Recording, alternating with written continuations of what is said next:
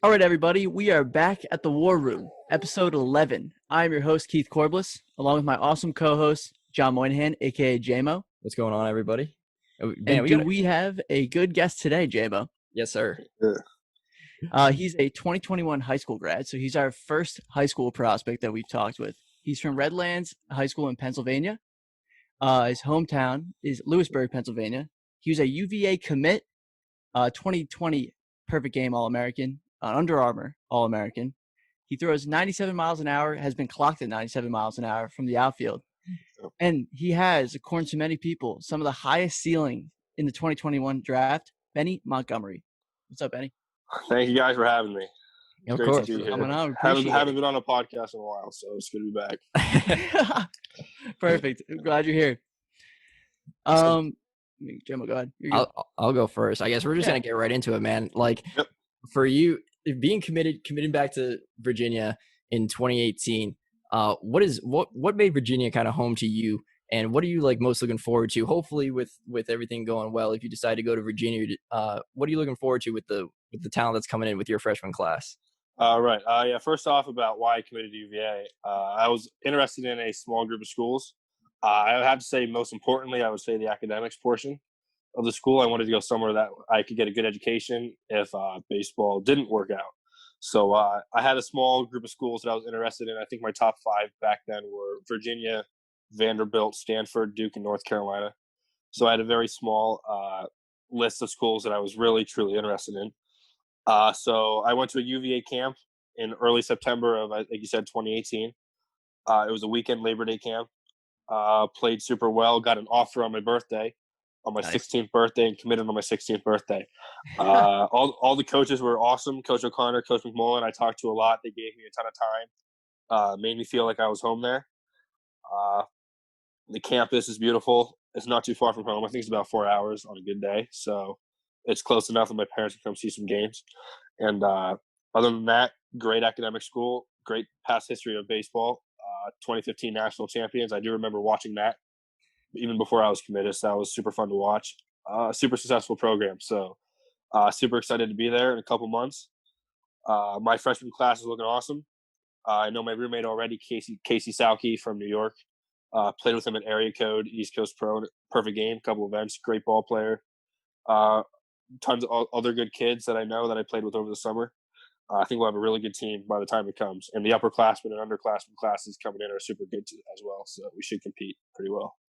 That's awesome. UVA seems like a great fit for you. I mean, you definitely know exactly what you want. Yes, for sure. It was definitely the right decision. I have no regrets. 2.5 years later, committing. I was going to say, because, I mean, committing to a school at 16, that's like well before the curve, it seems like, of what a lot of kids do it. So, I mean, props to you. You know, you knew what you want. It's a nice little happy birthday present. That was a cool happy birthday present. So I spent a lot of money at the bookstore for there you go. that day. So that was my birthday present. So, you know, it seems like, obviously, based on just explaining, you know, it seems like you're pretty, you know, stand pat on, you know, your UVA commitment. But, you know, there's been a lot of talks with you being, you know, an MLB type of draft prospect for 2021. How kind of have you met with a bunch of teams this winter in terms of like, you know, interviewing and you know, getting some scouts looking at you? I know scouts have probably been on you for a few years now. And like kind of what's it like being, you know, regarded as one of the top high school players in the draft this year? Yeah, right. Let me look at the clock. 2 hours I have a Zoom call with the Athletics. So this won't be my only Zoom that I do today. I was on the phone with the Yankees yesterday. I had about 3 per week with pro teams since mid-November. Next week I have 7. So it's a ton of back and forth. Some calls are easier than others. You do get some that are more they explain than other ones you're getting asked a ton of questions for. So it's basically the hardest job interview every single time you sit down and talk to somebody. They're all worth it though. I'm good at the interview, so I enjoy it, but it's nonstop, just all the time. I think I've done 8 so far, and probably have about 20 left, 15 to 20 left. That's crazy. It's a lot. Especially like you're at As such a young age too doing this. Like I right. cannot imagine just like, oh yeah, oh, Yank's calling up. What's up? All right, let's go over some hardcore questions that you have to Yeah, answer. it's yeah. There's been I think there was one team that brought their mental conditioning guy on the phone call, who and his job was basically to sit there and just grill me for Yeah. 45 minutes on all types of mental questions, Do you have difficult an example of a questions. type of question if it's possible to? Yeah, I got the if you, pretend you're Superman. What's your kryptonite? Like those types of questions that are very you have to think about it. But I'm very well coached in this, so it's just from doing stuff like this for the past year that I know it's coming pretty well, so it's not too bad. And do you have I haven't some? gotten any questions that have really thrown me off. It's a lot Sure. of the same thing over and over again, but I enjoy them. Uh, Being 18 and having Zoom calls with pro teams is pretty cool, even if they're Yeah, tough. that So must be an awesome I get experience. by. Yep. Absolutely. I just have a quick question. So, do you have kind of someone? How did you like kind of prepare for these things? Did you kind of have an advisor with you, like kind of like goes through this is what's going to happen and stuff like that? Not too much. I definitely met with my advisor beforehand just to kind of get some tips on how to do things. Most of it's just up to me. I've been blessed. I'm very good at these types of things in interviews, so they don't phase me too much. I don't stutter over too many questions. I'm a good public speaker, so this comes across pretty easy for me. Yeah, I could tell right now just by Uh, talking to you. right. So it's a lot of the same questions. It's all the stuff that I've answered before in perfect game interviews, things like these. It's Awesome. a lot of strengths, weaknesses. How's your summer? Tell us about yourself. Plus more questions. Like I said, not too many weird questions, but I do get the occasional one that I have to think about a little bit. But from a preparation standpoint, it's just a lot of don't don't be too arrogant unless you have to be. Uh, think everything through. Uh, don't make it any harder than it needs to be. So from that standpoint, it's pretty easy. I've done a lot of them now, so I've gotten used to them. So Awesome.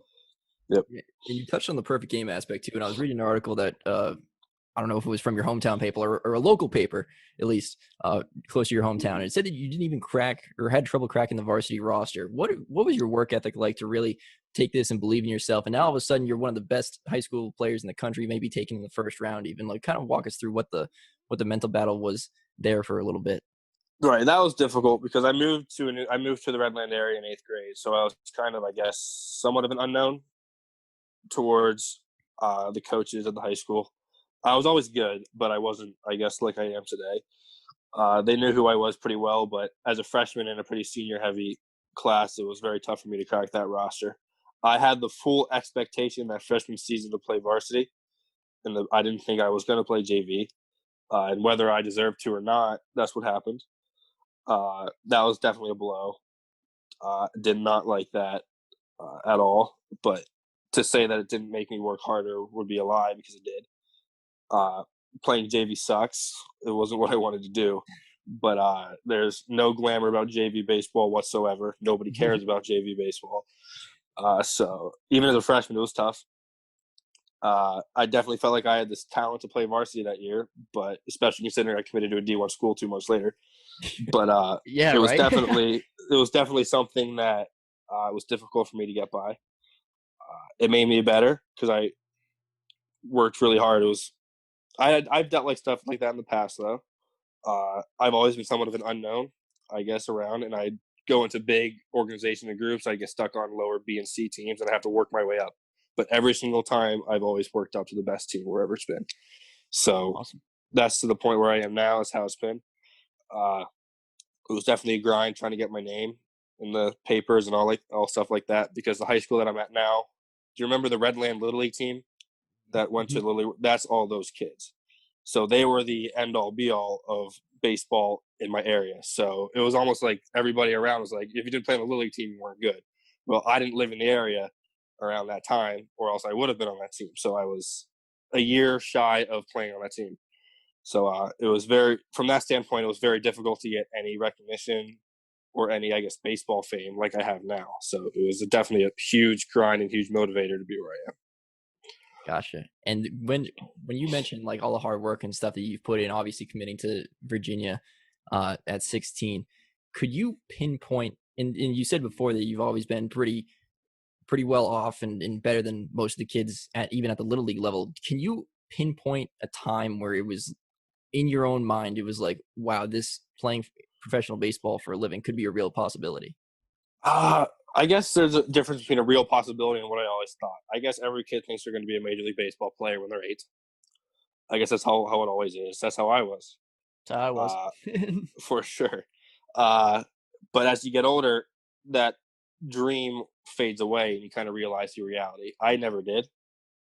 I guess as I kept growing up, I always knew that my dad was tall, so I always assumed that I'd have the same physicality, and I did, which I guess there is some luck that goes into it, but there was never a time when I didn't think I could do it, ever. Uh, I was always as hardworking as it got, and even when I was getting put on JV, I always knew that I could do it because I believed in myself almost as much as anybody but my mother. So it was always, I kind of knew, but I guess it wasn't truly like a really known fact, I guess, when I turned the dream into a goal until probably about a year or two ago. I guess committing to UVA, getting on the national scene definitely put that into my mind that, hey, I could do it. So it was definitely something that's always been there, but I guess it didn't really come to a real huge possibility until a couple of years ago. So Do you know, like, the first time a pro scout or an area scout came up to you and was like, introduced himself or herself? I don't remember fully. I'm sure that I had encounters with them before. I thought I did. I just never did because Sure. scouts didn't really care about sophomores in high school, I guess. So probably the summer before my junior year, I got into the area code games and I had practices and tryouts for the Yankees area code team. And I got to meet some scouts there. That was probably the first time I truly had talks with Gotcha. Major League Scouts. Cool. So ever since then, it's blown up. But that was probably the first time.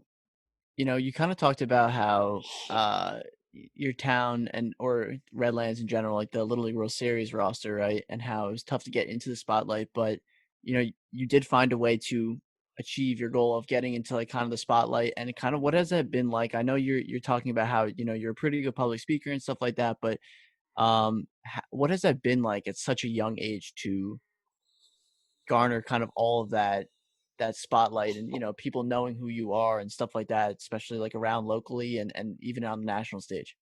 Right. It was a lot at once because people knew about me, I guess, before December of last year. But December of last year, the Perfect Game Showcase is when I really truly jumped, and I guess people started talking about me. Even to this day, I don't consider myself to be talked about as much as people think.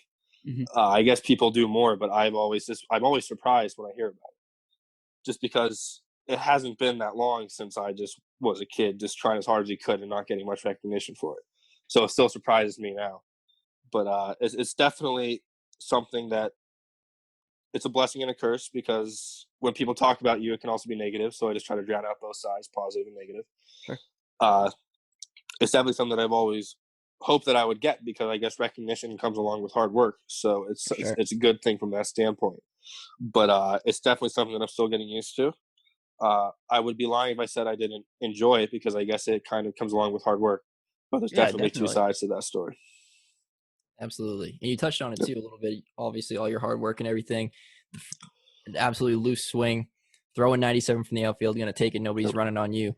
What's the best part or your most favorite part of your game that you like? I would definitely say my athleticism. A lot of people look at me, I guess, back in the summer when I was 6'4" and a little bit lighter, and be like, "Oh, he must be a PO." No, I can't pitch at all. I wouldn't be able to hit the side of a barn from 20 feet away. So my outfield accuracy is better than my mound accuracy, to put it that way. But because I've always been tall and thin, so people are like, "Oh, he must be a PO." But no, I'm very athletic for how I look. I'm up 10 pounds in summertime, so I'm a little bit bigger. Nice. So it's definitely, I would say, my athleticism. I guess because I think it's as good as it gets for anybody, and people just don't expect it from me.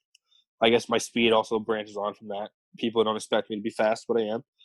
I'd like to say that I wouldn't lose a race to anybody. I guess in the baseball world, I guess some kids would give me a good fight, but I'm not the type to try to lose a race. But those would be my favorite tools, I guess. My athleticism and my speed branching off of that. So JMO, you got to show him some of the speed you got.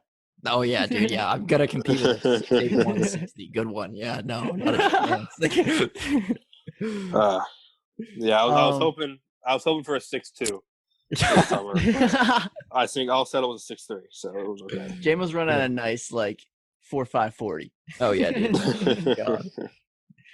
Um, so one of the things is, you're obviously your junior year didn't happen because of COVID, and kind of what has this kind of time been like for you in terms of, has it been more so? I mean, you might not be able to get live at bats as you usually be able to, but in terms of, like you said, you gained 10 pounds. You're filling in your 6'4" frame.